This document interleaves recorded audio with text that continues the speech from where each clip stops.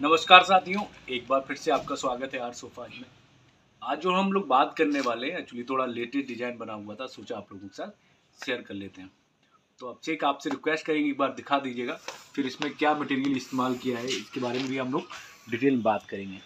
पहले अगर आप वर्क देखेंगे ओवरऑल बहुत ही खूबसूरत बना हुआ है।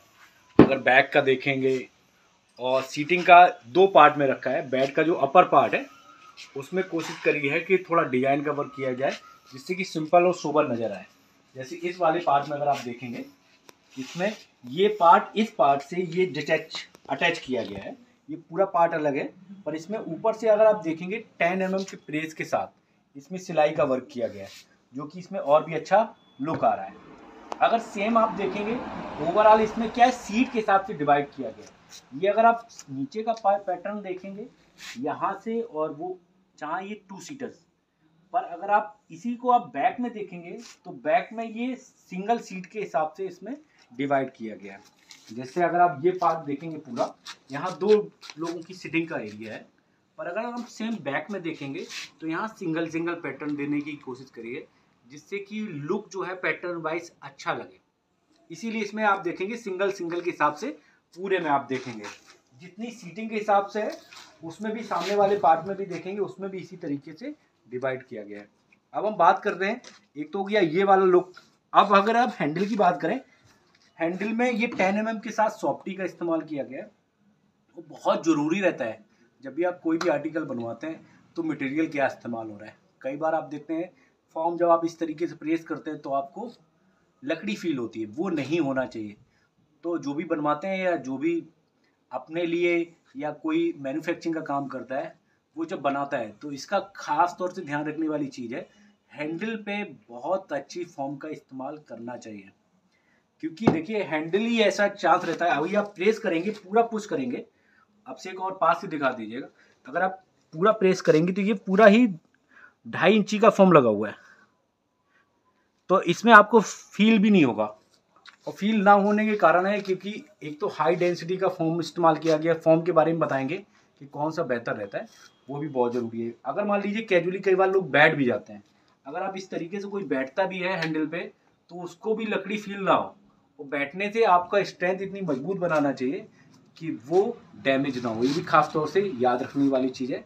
वुड के बारे में बताएंगे कौन सा वुड स्ट्रक्चर बेस्ट रहता है इस तरीके के कवर्ड सोफे में। जल्दी हम लोग देखते हैं जब स्ट्रक्चर बनता है तो आम में बनता है। चीड़ की अगर आप देखेंगे जो 1.5x3 का फंटी आता है वो बेस्ट रहता है इस तरीके के जब आर्टिकल आप बनवाते हैं। स्ट्रेंथ बहुत ज़रूरी है, और ख़ास तौर से अगर सेमी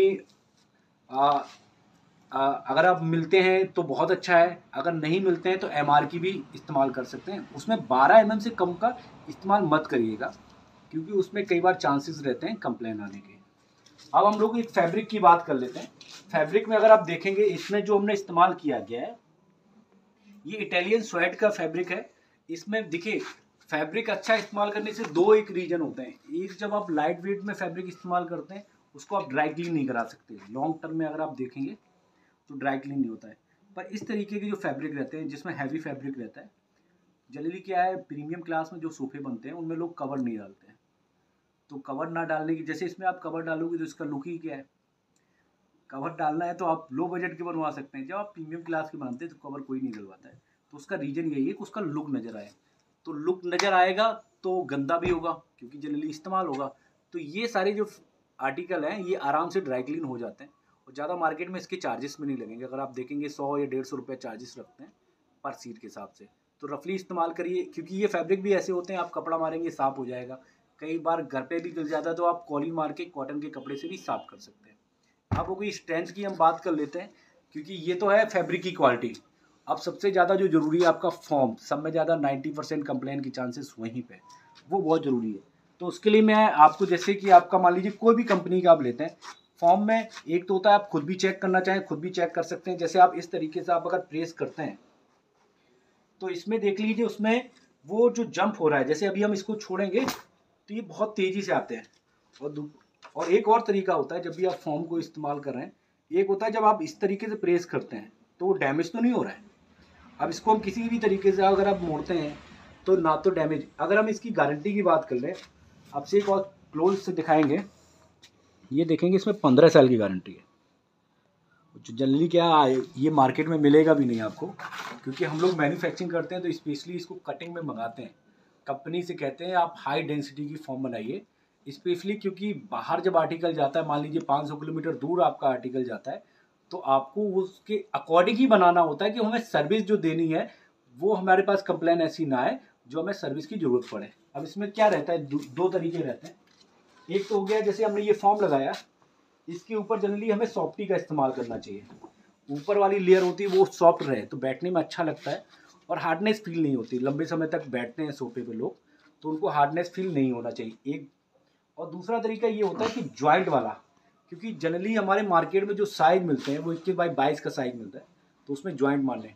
अगर आप लंबा सोफा बनवा रहे हैं तो इस तरीके का है।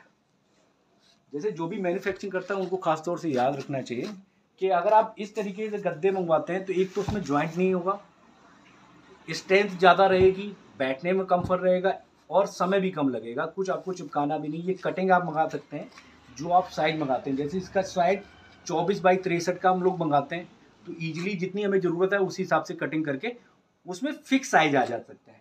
जैसे अगर आप ये 2 सीटर में सामने देखेंगे, इसमें सिंगल कोई जॉइंट नहीं है, तो सिंगल अगर जॉइंट नहीं होगा तो ऑटोमेटिक उसकी लाइफ ज़्यादा रहेंगी।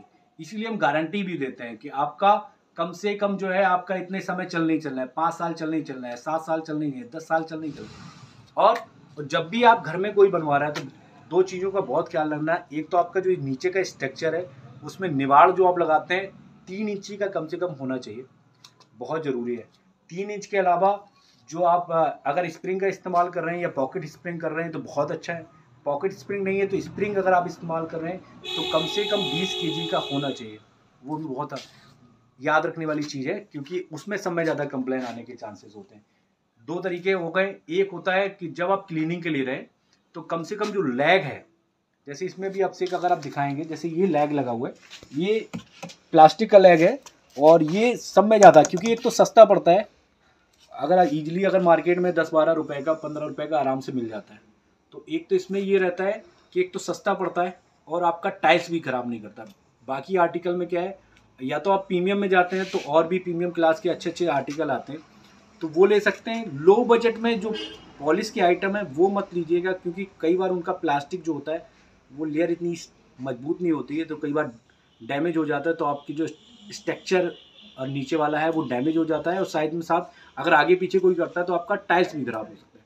तीसरी चीज़ जो ध्यान रखने वाली वाला ये वाला पार्ट है, ये बहुत ज़रूरी है। ये जब भी आप लगाइए कोशिश करिए कि ये जो है, अगर आप देखेंगे ये आर्टिकल होता है ज़्यादातर जो छाते में हम लोग इस्तेमाल करते हैं, तो ये भी आपका अच्छा होना चाहिए।